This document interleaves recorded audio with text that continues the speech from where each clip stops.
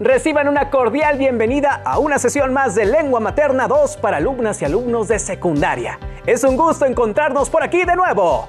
Antes de iniciar, les recuerdo que debemos seguir cuidándonos lavando frecuentemente nuestras manos con agua y abundante jabón, usando el cubrebocas adecuadamente, de forma que cubra nariz y boca. Y aunque juntos, guardar y pedir la sana distancia. La salud es primero. Es tiempo de aprender y mantenernos saludables. También hagan algo de ejercicio. Les aseguro que los hará sentir muy bien. Qué gusto encontrarnos por aquí. Soy el profesor Fernando Santamaría Gutiérrez y en esta sesión, en Lengua Materna 2, hablaremos sobre la elaboración de preguntas sobre un tema. Y ahora, alumnas y alumnos, prepárense, pongan mucha atención, pues jugaremos a ser detectives. En esta sesión trataremos el aprendizaje esperado. Compara una variedad de textos sobre un tema y conocerán los pasos para elaborar preguntas que nos ayuden a conocer más sobre un tema en específico. Exploraremos el mundo de la información contenida en los textos y nos adentraremos en la búsqueda de información. Y para eso tendremos que utilizar algunas herramientas. Al finalizar, se darán cuenta que es más interesante de lo que se imaginaban, pues quien tiene la información, tiene el poder. ¡Iniciamos! Los materiales que van a utilizar para la clase de Tones para los preguntones, elaboración de preguntas sobre un tema, son los siguientes. 1. Un cuaderno para hacer anotaciones. 2. Colores de madera o plumines. 3. Bolígrafo o lápiz. Y 4. Libro de texto Lengua Materna segundo grado. Registren las dudas, inquietudes o dificultades que surjan sobre los planteamientos en esta sesión. Estas las pueden resolver al revisar su libro de texto o al reflexionar en torno a los problemas que se discutirán.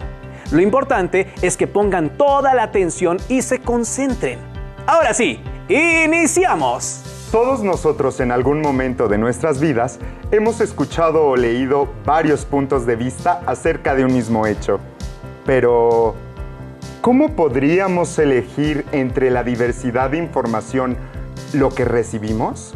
Les invito primero a reflexionar. ¿Han jugado teléfono descompuesto? ¿Se han quedado con ganas de saber más sobre algo? ¿Han escuchado varias versiones sobre el mismo suceso? Seguramente en algún momento, al menos 2 de estas preguntas, pueden responderlas afirmativamente. ¿Qué han hecho ante tales situaciones? ¿Se han quedado con la curiosidad o se han lanzado a investigar? Ahora bien, ¿recuerdan a qué le llamamos textos? ¿Qué tipo de textos han leído? Bueno, llamamos texto a todo lo que se dice en el cuerpo de una obra manuscrita o impresa. Existen varios tipos de textos. Desde la primaria lo han revisado, los han estudiado y en ocasiones han generado textos propios. ¿Recuerdan algún tipo de texto? Si no es así, demos un repaso breve de la clasificación de los textos. Pongan mucha atención y no olviden hacer anotaciones de los conceptos claves en su cuaderno. Hola, me acaban de aceptar en mi primer empleo. Pero estoy nervioso porque en unos días firmaré el contrato y la verdad no sé cómo identificar la información importante de manera más rápida. Voy a investigar sobre este tipo de documento. ¿Me acompañan?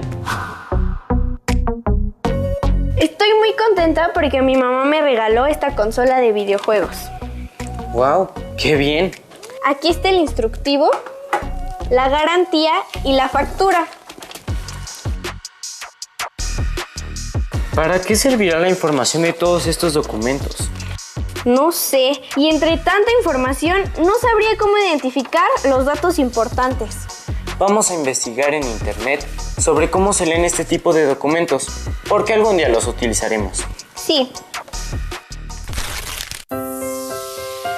De acuerdo con la manera en que se presenta un texto en cualquier tipo de escrito o documento, estos se clasifican en continuos, discontinuos y mixtos. Las noticias y los artículos en periódicos, así como los ensayos, los cuentos y las novelas, son textos continuos.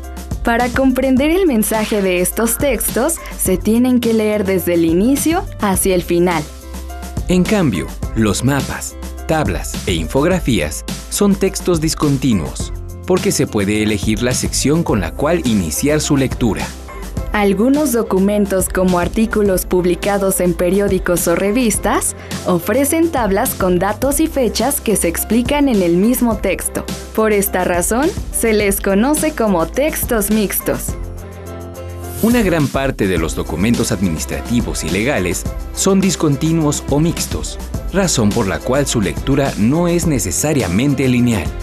De hecho, es posible leerlos de muchas maneras y con propósitos diversos. Sea un texto continuo, discontinuo o mixto, primero hay que explorarlo de manera general. Esto nos va a permitir reconocer su extensión y darnos una idea de su estructura, es decir, de las partes que lo componen. El título es fundamental para saber de qué documento se trata. Una factura, una garantía, un contrato, etc. Los subtítulos que encabezan textos, tablas o gráficas indican el tipo de información que se va a presentar. Visualmente, estos elementos se distinguen por estar en letras mayúsculas, versálitas, negras o subrayadas. En documentos legales y administrativos, las marcas gráficas ayudan a identificar además el tipo de información, fechas, cantidades, términos importantes, nombres, etc. Mira, aquí está el nombre y el logotipo de la empresa. Y aquí están sus datos. ¿En dónde está mi domicilio? Quiero verificarlo. Aquí, en esta parte, donde dice receptor y enseguida domicilio. Se puede distinguir fácilmente porque está con mayúsculas y negritas. Cierto, qué bueno que así podemos identificar fácilmente los datos importantes. Vamos a jugar. Sí, Estoy listo para firmar mi contrato de trabajo. Con estas estrategias puedo encontrar más fácil y rápido la información en los documentos legales y administrativos. ¿Ustedes también? Espero que sí. ¡Adiós! Como observaron en el video, todos los días convivimos con todo tipo de textos, pues no solo son parte de nuestra vida diaria y académica, sino que enriquecen nuestro conocimiento y nos ayudan a ver el mundo de otra manera. Recuerden un texto que hayan leído por gusto u obligación acerca de un tema o un asunto relevante en su comunidad, incluso por una tarea que requieran. Por ejemplo, investigar acerca de los cambios en la adolescencia, o un hecho histórico, o cuando buscan información que les ha parecido interesante. Piensen, por ejemplo, en el tema más escuchado en estos momentos. Creo que todos sabemos con facilidad cuál es el más popular. ¿En qué tipo de textos buscaríamos información sobre esa fuente? Ahora imaginen, ¿cuántos textos distintos podrían existir acerca de un tema? ¡Muchísimos! Como saben, por cada tema hay una cantidad ilimitada de información, y esta puede ser de diferentes autores y múltiples fuentes de consulta, y cada una con tratamientos distintos. ¿Saben cómo podemos ayudarnos a encontrar la información dentro de los textos de forma clara y precisa? Es muy fácil, ¿verdad, profesor? Ya lo verán. Ahora les propongo que imaginariamente nos convirtamos en detectives, dispuestos a resolver un misterio. Y entonces es necesario brindarles las herramientas para esta investigación. ¿Preparados? ¿Recuerdan que en primer grado aprendieron los adverbios interrogativos? Si es que no lo recuerdan, no se preocupen, porque haremos un repaso en este momento, ya que los usaremos como herramienta en nuestra investigación. Piensen en el tipo de preguntas que deben realizarse para encontrar información y observen los adverbios interrogativos para tenerlos como herramientas. Pongan atención y escriban al menos los primeros 5 en su libreta o cuaderno. Oraciones interrogativas directas. ¿Qué? describe la acción o sucesos. ¿Cómo? Dice la manera o la forma. ¿Quién? ¿Quiénes? Para saber los sujetos de la acción. ¿Dónde? Brinda el lugar. ¿Cuándo? Aporta el tiempo. ¿Cuál? ¿Cuáles? Se usa cuando hay opciones. ¿Por qué? Describe las causas. ¿Cuánto? ¿Cuánta? ¿Cuántos? ¿Cuántas? Da cantidades.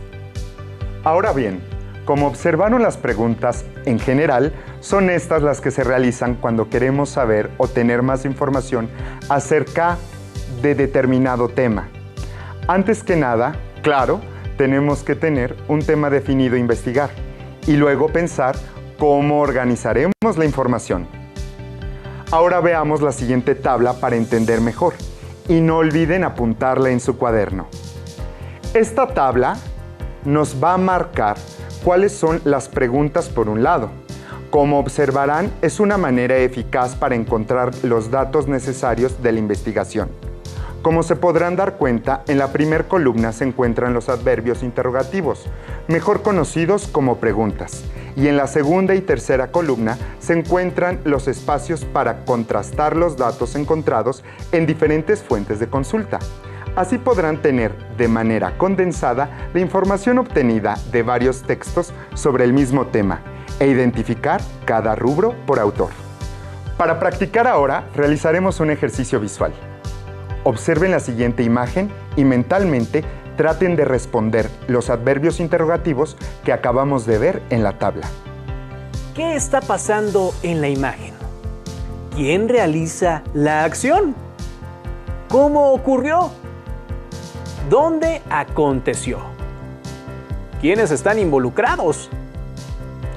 Este ejercicio sirve para afinar nuestros sentidos y ponerlos alerta para buscar la información solicitada. Ya vamos recordando todo lo que nos enseñaron de los adverbios interrogativos y sus características, ¿no es así?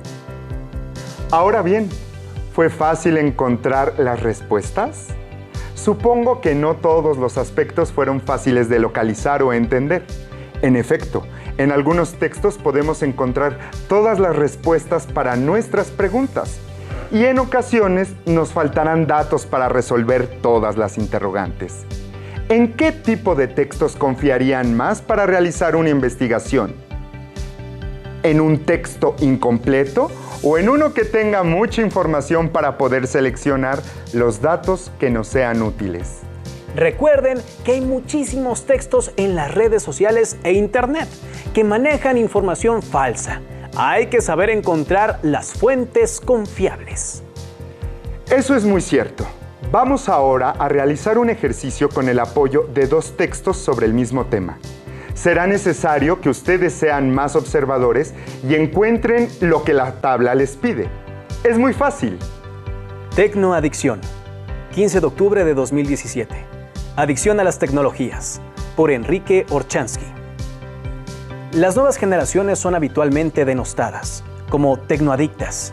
Los padres claman porque sus hijos, al menos a la hora de sentarse a la mesa, abandonen el tecleo. Los docentes, porque sus alumnos asisten dispersos y poco interesados al momento de aprender.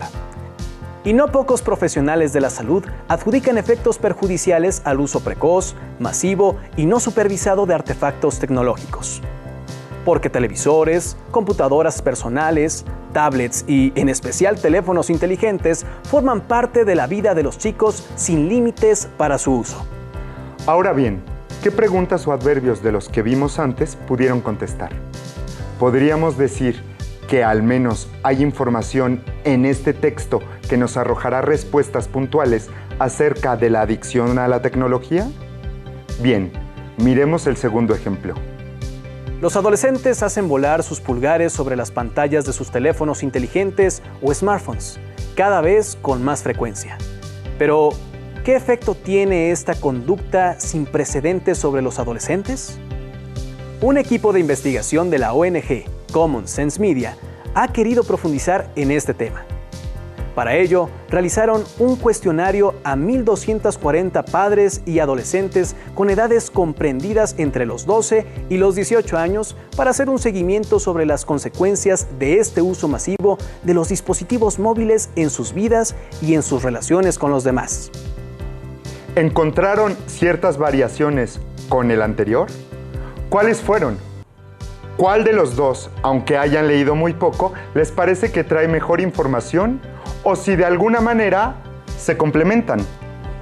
¿Se dieron cuenta que si reunimos todas las respuestas de las preguntas, se puede construir un texto que contenga toda la información condensada sobre un tema? A lo largo de sus vidas académicas tendrán que realizar algunos trabajos de investigación. Inclusive, existen algunas profesiones que están basadas en la constante búsqueda de nuevos conocimientos.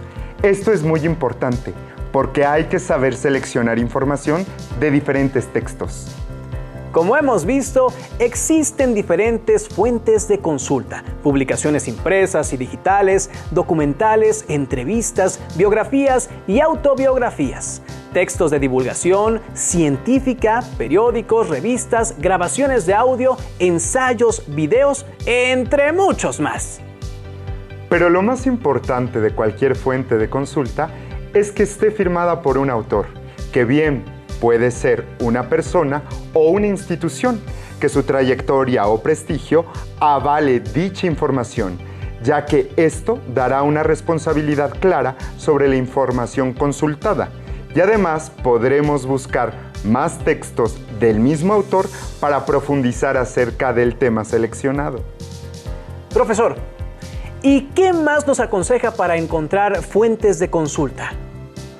Un consejo que les puedo dar es que antes de leer o estudiar sus fuentes de consulta, verifiquen que contenga el nombre del autor, sobre todo para que basen su selección de información desde el principio con datos claros y reales. Siempre he pensado que las fuentes de consulta que no tienen autoría podrían decir cosas erróneas o ser rumores.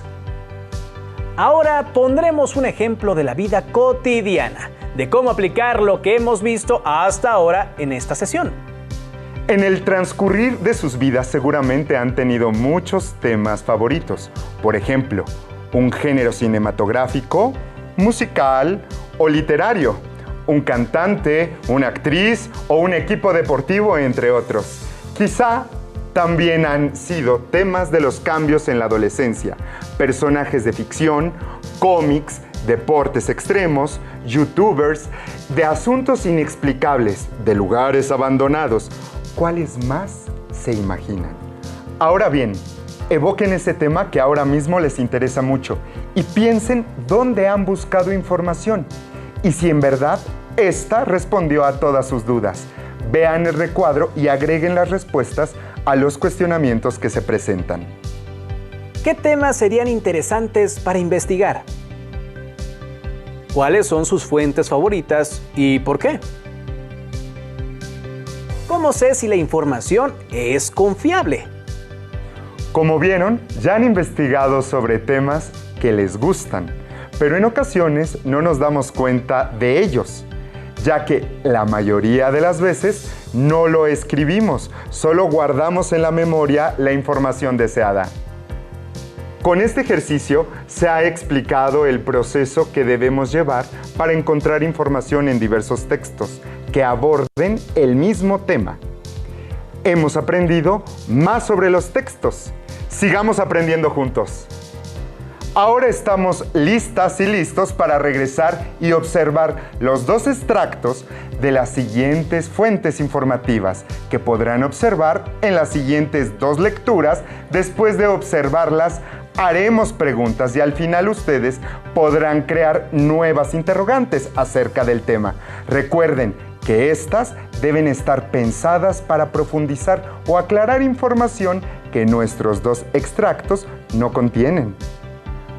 ¿Han usado teléfonos inteligentes? Acompáñenme ahora a leer este texto. Les propongo que mientras leamos el fragmento del texto, ustedes traten de buscar la respuesta a las preguntas de la tabla anterior y que escribieron en su cuaderno. Ahora consultemos otro fragmento del texto 1 sobre el mismo tema. Recuerden ir llenando su tabla con la información requerida. Las adicciones producen, además, otros efectos: tolerancias, necesidad de aumentar la dosis consumida para lograr satisfacción, y abstinencias, molestias físicas o psicológicas ante la suspensión súbita de la droga. En relación con lo último, una mayoría de usuarios de celulares experimentan nomofobia, es decir, la sensación de desnudez o desamparo psicológico cuando advierten haber olvidado su teléfono o cuando pierden conexión. Si bien el neologismo es médico, nomofobia solo describe una molestia, no una enfermedad. Para completar las condiciones necesarias que definen a una adicción, ningún verdadero adicto reconoce la magnitud de su consumo ni las consecuencias negativas sobre él y los que lo rodean. En verdad, los chicos no registran cuánto tiempo pasan conectados. Son los adultos citados antes los que advierten sus conductas diferentes. Argumentan con desesperación que viven mirando pantallas y que pierden su vida por estar conectados. Y ahora leamos los extractos del texto 2. Leamos. Un equipo de investigación de la ONG Common Sense Media ha querido profundizar en este asunto. Para ello, realizaron un cuestionario a 1.240 padres y a adolescentes con edades comprendidas entre los 12 y los 18 años, para hacer un seguimiento sobre las consecuencias de este uso masivo de los dispositivos móviles en sus vidas y en sus relaciones con los demás. Los datos revelaron que la mitad de los adolescentes afirmaban sentir adicción hacia el móvil y el 60% de los padres pensaban que sus hijos eran no adictos al móvil. El 66% consideró que pasaban demasiado tiempo con el smartphone. En el caso de los adolescentes, el 52% lo veía también así. Además, el 77% de los padres coincidían en que sus hijos se distraían continuamente, al menos 3 veces a la semana, debido al uso del móvil. Casi el 80% de los jóvenes admitió que revisaba o comprobaba sus notificaciones en el móvil cada hora como mínimo, y el 72% confirmó sentir necesidad de responder a los mensajes recibidos en redes sociales casi después de haberlos recibido. Momento para una pausa, pero con precaución. El fenómeno de la adicción a los móviles es relativamente reciente, por lo que no hay un diagnóstico oficial al respecto. Sin embargo, los psicólogos advierten de las reacciones negativas hacia los padres por parte de los jóvenes si se elimina el dicho objeto de deseo, de forma muy abrupta, con objetos de suprimir esta adicción. Para los adolescentes, las redes sociales y el contacto con amigos son tarea primordial de desarrollo y enfoque. Cuando se quita la línea vital de un adolescente con sus amigos, habrá una reacción emocional importante, una ruptura de la relación padre-hijo. Alerta Beth Peters, psicólogo clínico en Westminster, Inglaterra. Con este texto más extenso, reafirmamos la lectura que habíamos tenido anteriormente. Ahora intentemos responder. ¿Qué tema aborda el texto? ¿Quién es el autor? ¿Encontraron semejanzas y diferencias en los textos? Para responder las preguntas, vayan a su libro de texto de Lengua Materna 2 y escriban un comentario de reforzamiento sobre cómo pueden realizar preguntas en varios textos de un mismo tema. Después de leer ambos textos, ¿se pudieron dar cuenta cuál fue la postura de cada autor? ¿Qué texto les gustó más y por qué? Creo que después de conocer 2 puntos de vista sobre un mismo tema, es más fácil poder hacer un comentario sobre el mismo. Es importante tener en cuenta la época en la que fueron escritos los textos que consultamos, pues nosotros podemos compararlos con nuestra realidad y así realizar un contraste escrito sobre los textos y nuestra contemporaneidad. Les propongo que en su cuaderno escriban al menos 2 preguntas que te han generado estos textos a partir de sus experiencias en la actualidad. En este aprendizaje esperado, estoy seguro que podrán crear preguntas que van más allá de lo que muestran los extractos. Y aquí, entre nosotros, ¿qué piensan ustedes de los pros y contras del uso del celular? Me da gusto saber que hemos aprendido más sobre las características de los adverbios interrogativos del español para generar preguntas dentro de textos de un mismo tema para obtener datos concretos. Si cuentan con sus libros de texto, pueden repasar de forma libre este tema. ¿Listo? ¡Hemos terminado! Recuerden que este espacio les va a permitir continuar avanzando en su proceso escolar. Podrían escribir un comentario breve en su cuaderno sobre este tema a manera de recordatorio. No hay límite y con imaginación todo es posible. ¡Hasta la próxima!